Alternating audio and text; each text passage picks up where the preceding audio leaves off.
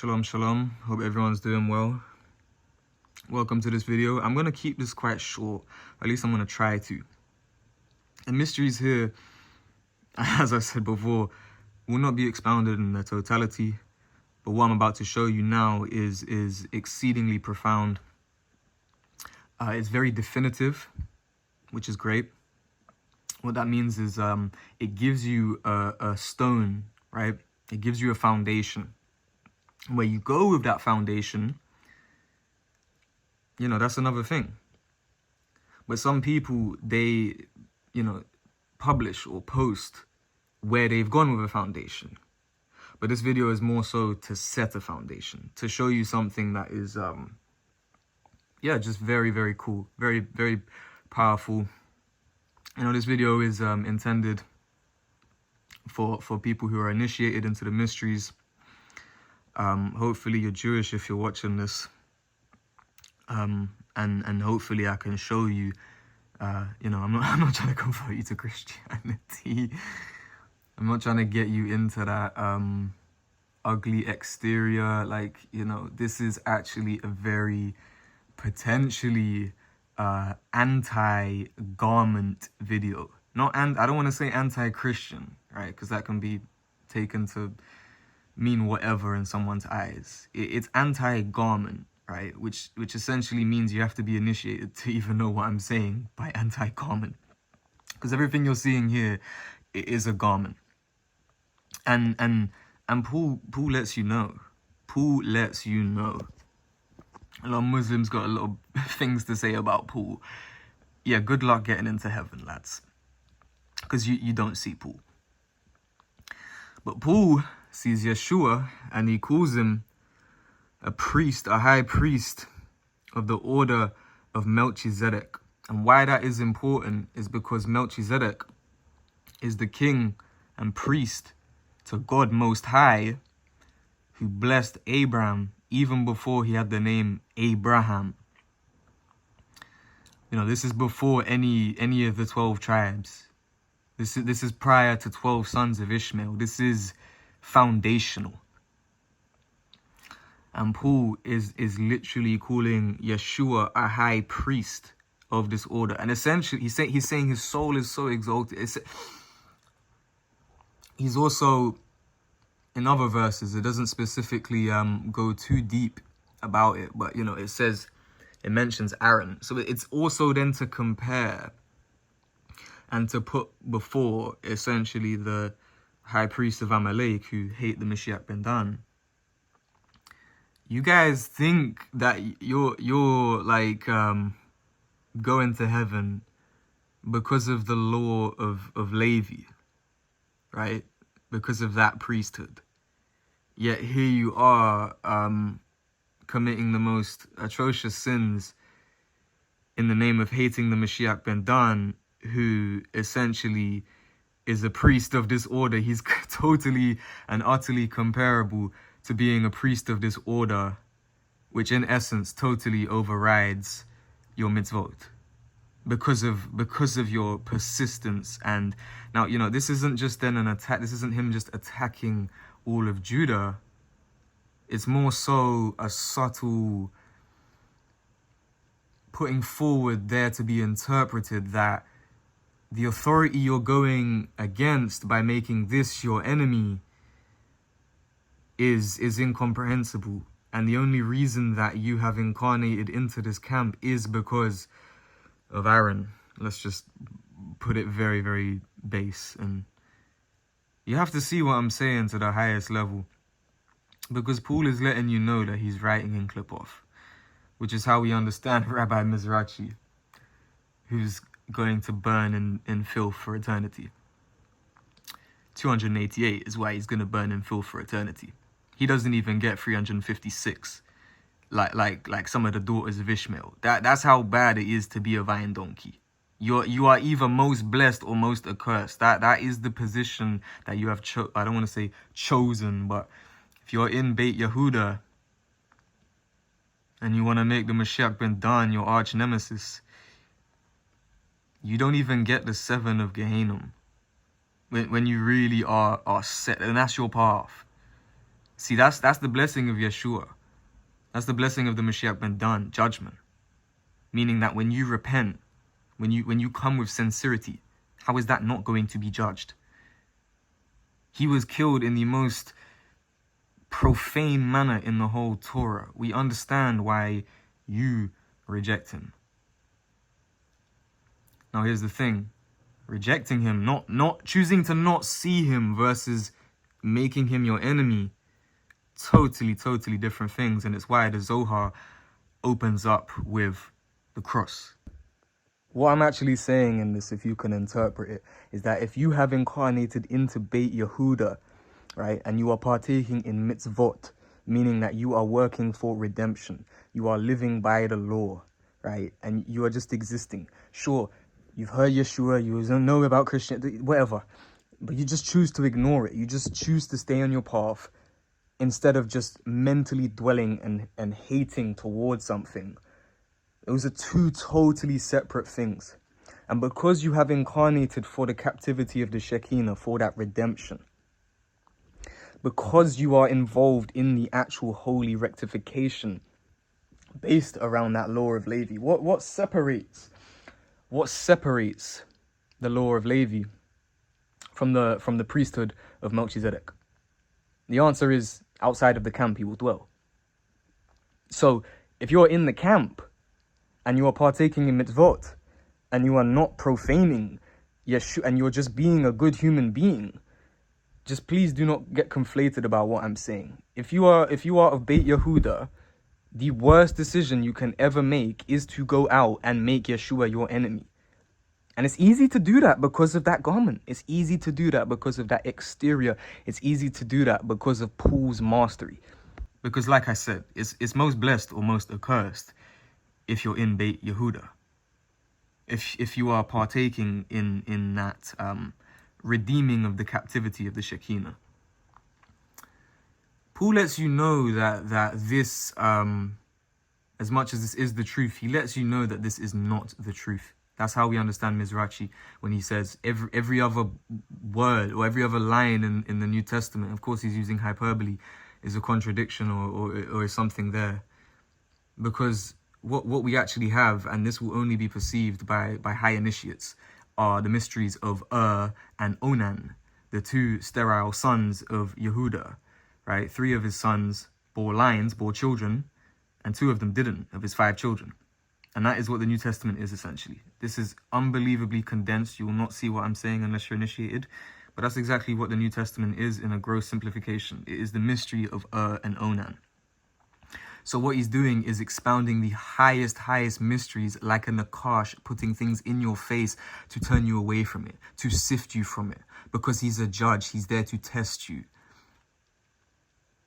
And he's there to... I'm not even just exclusively talking to Beit Yehuda, even though that is who, hung Ben Dan to a tree. This is the only gift that these idolatrous souls get, as in the Christians, is salvation. And we could go deep into, they don't know anything. Move from me, I do not know you, and they do not know anything. Please do not fucking think I'm saying that the Christians are on the right path. Their prophecy, their final prophecy, if they stay on that path, is to all die. This is me saying it like an angry dad, like a strict teacher, to hopefully as many Yehudim as this can reach, whose souls are of Am Israel. So, how does he let you know? Because he lets you know that Yeshua is a high priest of the order of Melchizedek. And then he goes to say, of whom we have much to say. But it's hard to explain because you're dull of hearing. Meaning that we are garmenting the fuck on total purpose of the mysteries. So that, when stammering lips come about, as it said in the Old Testament, as it will be read in a strange tongue to this people, that those who cannot perceive and those who do not see will not see beyond the garment that this was always meant to be perverted into. We have much to say about this high priest of Melchizedek, but it's hard to explain because you're dull of hearing. Now, what is being of the order of Melchizedek? He makes a comparison essentially about the authority of the tribe of Levi, who was the priesthood tribe, who was scattered. They didn't have a single territory. They were scattered to be among the other tribes. And essentially, you know, it's kind of an interesting, you know, not to tangent, but he's basically saying like, you know, you guys are spitting on the authority of Melchizedek and then expecting the authority of Aaron, who was, you know, scapegoated, to save you from this spiritual blindness because you did not pass the Nakash. You didn't. So what is Melchizedek? Well, and Melchizedek, king of Salem, brought forth bread and wine, and he was priest of God the Most High. And he gave Abram, or Abraham, he wasn't even called Abraham at this point, a very special blessing. And this is all rooted in this word here. He was God of the Most High. Elyon, this word Elyon. To get into these mysteries is not needed right now. It's not. But inside here, in fact, before I even expound on this, you just must understand in the Holy Kabbalah, this word is exceedingly important. I mean, it's literally referring to the Most High knowing of God. Right? Remember, this is Abram. There's not even 12 sons of Ishmael, let alone 12 tribes of Israel. And he's being blessed by a priest to the Most High God. You have become dull of hearing. You cannot perceive the mysteries, because by this time you should be teachers. You should be doing exactly what I'm doing. But you need someone to teach you again the first principles of the oracles of God. And you have come to need milk and not meat. It says solid food, but it can easily be translated as meat. It's synonymous. For everyone who partakes only of milk is unskilled in the word of righteousness, and he is a baby. And solid food belongs to those who are full age, those who by reason have use of their senses to exercise and discern both good and evil. He's saying if you don't understand the mysteries, if you don't understand the first oracles of God, you cannot contemplate on the word of God. You cannot contemplate. You cannot decrypt the New Testament. You are going to fall and walk into every single trap laid by the Nakash that is there for sifting. And you will be slaughtered in a debate by Rabbi Mizrachi. Any fairly intelligent Jew who's versed will rip you to pieces. And I don't want to say any, but, you know, a chunk, to say the least. Right? Deuteronomy 21, cursed before God is anyone who is hung on a tree. Anyone who's killed and left overnight on a tree is accursed before God. This is literally in Deuteronomy 21. And they killed Yeshua in the most spiritually profane and degrading method of the entire Torah. And you wonder why they reject him. This is supposed to be the Mashiach, right? Everything happens for a reason. Like you know what I mean? And everything happening for a reason led with him on a tree. And you're now begging for them to worship a human. Like, are you fucking kidding me? These dumb, retarded people who are destined to be killed by the beast 666. Literally saying that your knowledge of the oral mysteries is so poor, you cannot even consume something solid where you might have to think, is what he's saying good or bad? He's saying you're at a level so low, all you can do is swallow your mother's milk. Now, what are these first principles of the oracles? Well, the first most basic principle is that number and letter are inseparable, and that it's an alphanumeric language, and that every single every single letter means something in its context, in its relation to where it's like on the most mosquito tiny-esque details. And here you are trying to choose solid food and condemn people to hell. That's all they get. Salvation. They get saved. And it's better to be saved than to make the Mashiach ben Dan your arch nemesis and 288 by a dead law be annihilated forever. A dead law that had to be kept. Ah, the mysteries here. The mysteries here. Now, the first principles would mean that every single thing here is numerically encoded that can be cross-referenced. Meaning that if something here has the same numeric value as another verse, it's fucking important. And you try and scapegoat that, you try and gaslight that for 1 second, good luck to you. Elion. So he's just mentioned that he's basically, if you see, you see, right? Again, I don't even want to go into these mysteries of Elion. But he's in relation to the Most High of Most High, essentially. And you can't even understand the lowest of low, which is that the word Bereshit has the value of 913. That the first word of the Bible, that the first letter of the Bible has a numeric value. You don't even know this. And he's just referenced the priest to the Most High. Now that word, Most High, why?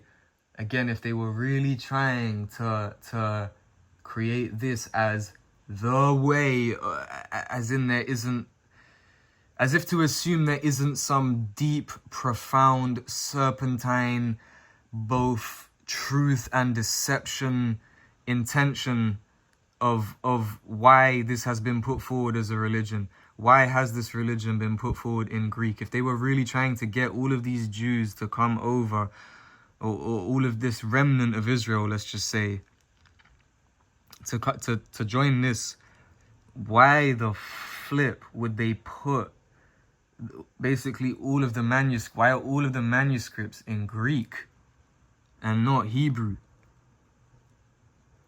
Is Greek the language of Israel in that sense? And that's a rhetorical question. Elion, right? Ayin, Lamed, Yod, Vav, final form Nun. If you had a hyphen in between Ayin and Lamed and Yod, Vav and Nun, it means on, and then it means Yavan.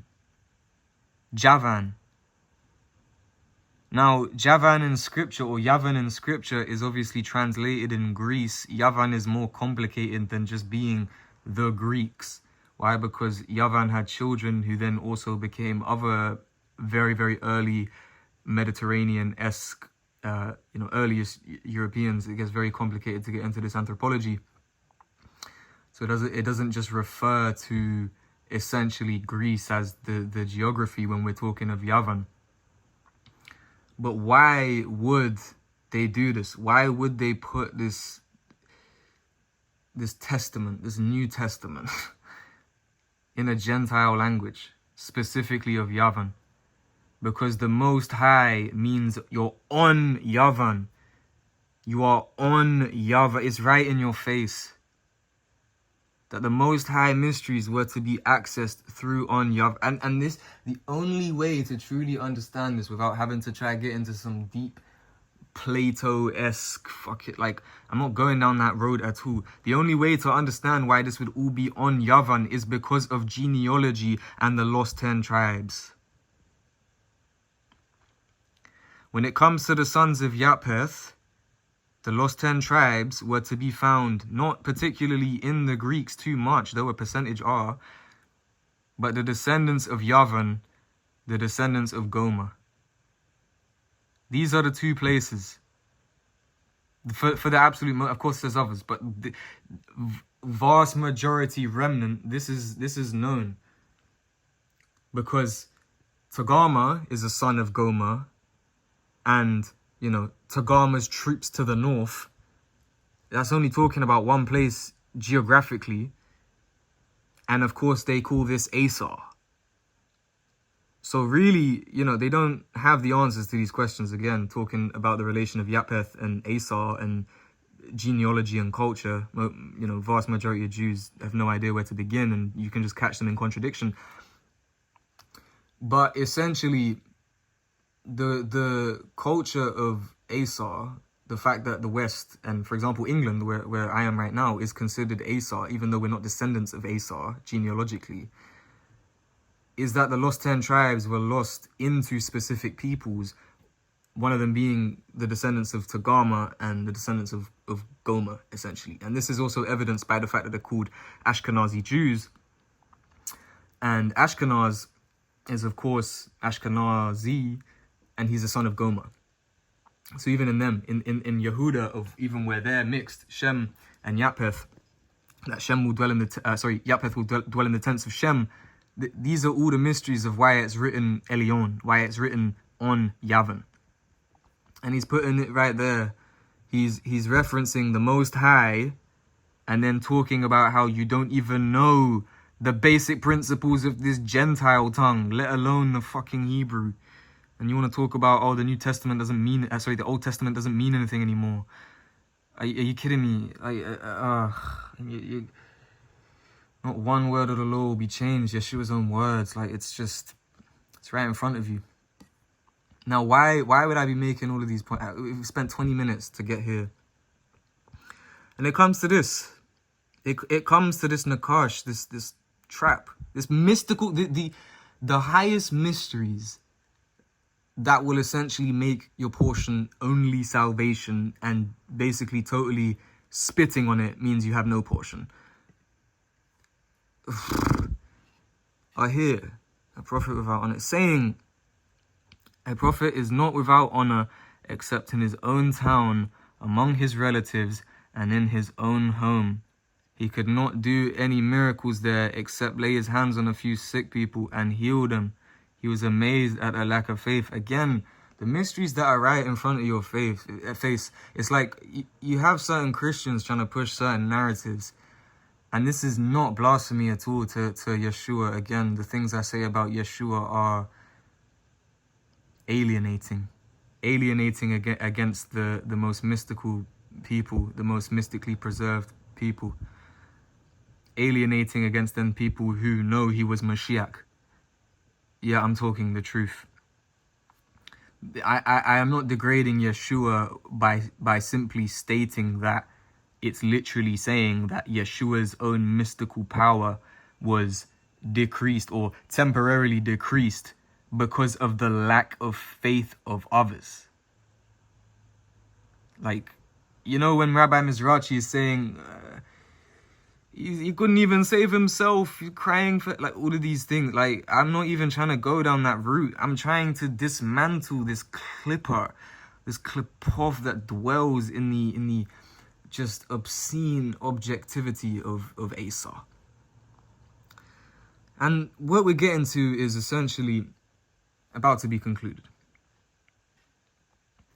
where essentially he's now going from village to village among his hometown. And essentially, you know, he's going to be interacting with people who would have perpetually seen how this person is not the Messiah. Now, I mean that in the context that, okay, now people are believing he's the Messiah. So now they're seeing him at that moment of, wow, we know you're the Messiah. But everyone who grew up around him, everyone who saw him at these points has day by day reason to see him as not the Messiah. Please do not misunderstand what I've just said. Which again, in context of how we come to understand Yeshua, this is all exceedingly powerful. Where did this man get these things? What's this wisdom that he has been given? What are these remarkable miracles he's performing? Isn't he the carpenter? And they took offense at him. Why? Because they knew him before he was at this point. And if you really want to know what that means, we're about to get to that. It means that those fucking people were the most accursed people on the face of the earth at the time. And though they just look like regular people, though they just look like Gilgulim, meaning reincarnations, just living out their reincarnations, somehow, some way, they are before the face of the Mashiach.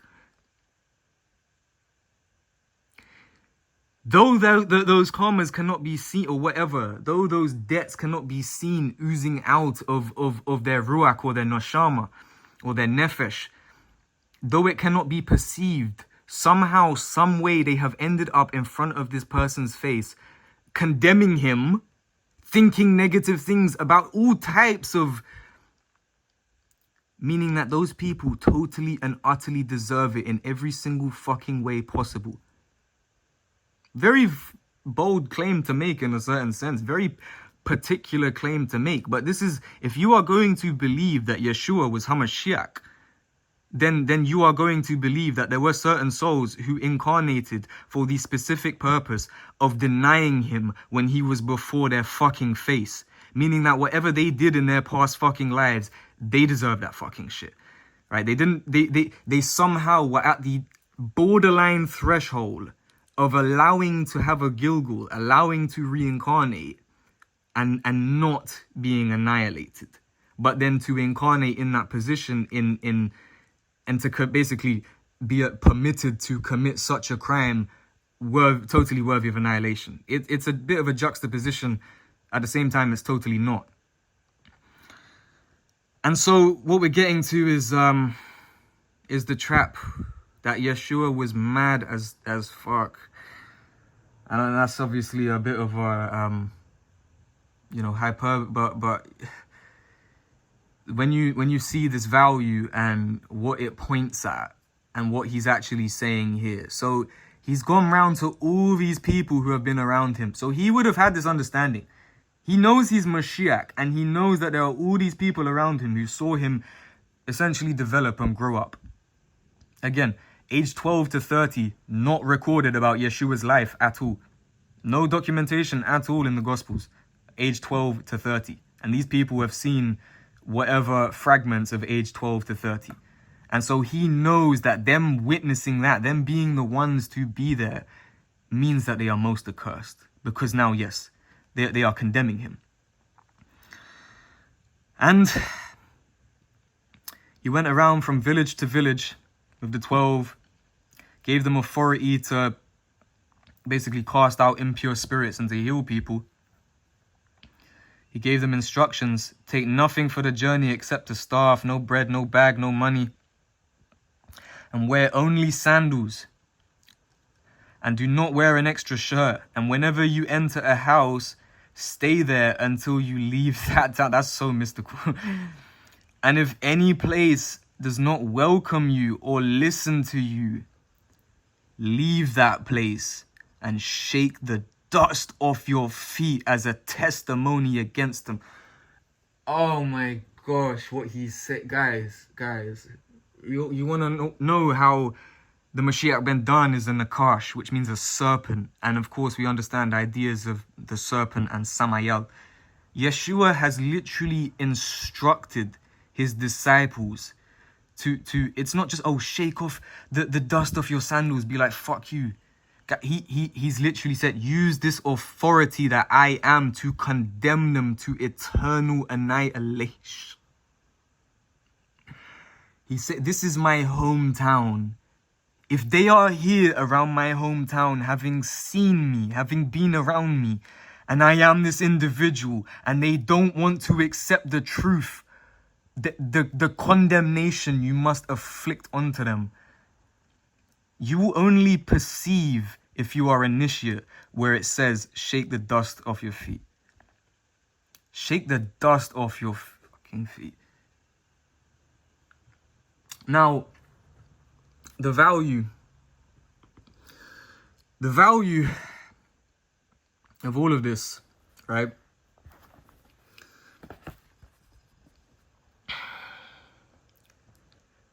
Verse 10 to 11 in chapter 6 of the book of Mark. When we do the 1 to 24 as 1 to 600, right? Because Greek is either 1 to 27 letters when it was originally made, and at the time of Yeshua they dropped 3 of the letters.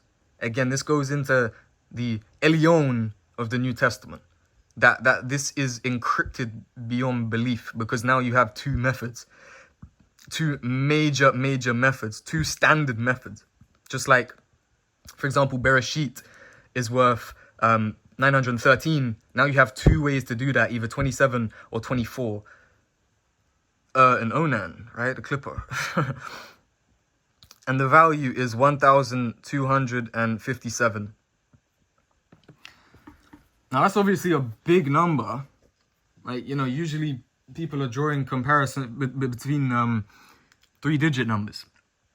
And if there's a comparison between a 4-digit number, then it's like, whoa, that's some powerful stuff right there. Now we're going to go to Psalm 88. And to actually now show you the definitiveness of what is being commanded against these people.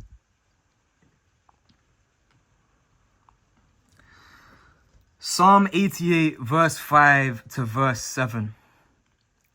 I am counted with them that go down into the pit. I am become as a man that hath no help. You don't get to reincarnate. Set apart among the dead, like the slain that lie in the grave, whom thou rememberest no more, that God does not remember them anymore. If you are to be reincarnated, right, from the 7th bottom layer of Gehenna that allows you to have the potentiality of reincarnation, well, it's safe to say that you are remembered. And they are cut off from thy hand. Go read the section in the prologue about Samek, the letter Samek, when it talks about the letters coming before the Holy One, blessed be He, to begin creation. Thou hast laid me in the nethermost pit, in dark places, in the deep. These 3 verses put together. When we value the final forms, you can say that final forms is the equivalent of, 1 to 600 versus 1 to 900, 1 to 27, 1 to 24. When we value the final forms, these 3 verses, so like that meme is valued 600, that calf is valued 500, 1,202. I don't give a shit. This is still going in the video. 12,575. If you can't laugh at yourself, good luck getting to heaven if you want to enter the mysteries. Guys, Yeshua has called for the annihilation of their soul, because the truth is before their face. They are made to see the truth, not just hear the truth. They are made to see the truth, and they have dealt treacherously.